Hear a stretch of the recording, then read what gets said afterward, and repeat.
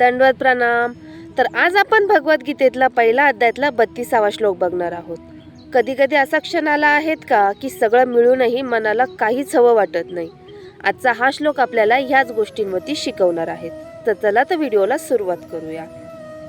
न कांक्षे विजयान कृष्ण न च राज्य सुखानि च किन्नो राज्येन गोविंद की भोगै जीवी निविते नव. या श्लोकचा अर्थ असा आहे, अर्जुन म्हणाला, मला धवल यशाची आणि त्यामुळे प्राप्त होणाऱ्या राज्याची व उपभोगाची तथा जिवंत राहण्याची इच्छा आता उरली नाहीये.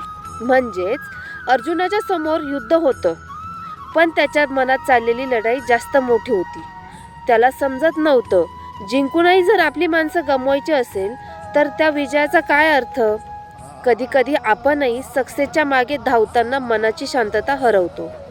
आजचं रिअल लाईफ एक्झाम्पल. समजा एखादी व्यक्ती खूप पैसा कमवते, पण फॅमिलीसाठी वेळ नसतो, त्याचं मन शांत नसतं. मग एक दिवस असाच प्रश्न पडतो, हे सगळं मिळवूनही खरंच मी आनंदी आहेत का. आजचा स्ट्रॉंग मेसेज.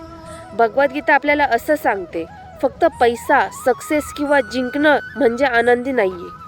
खरा आनंद तेव्हाच मिळतो जेव्हा मन शांत असतं आणि आपली माणसं सोबत असतात. मन शांत नसेल तर कोणताही विजय हा अपूर्णच वाटतो.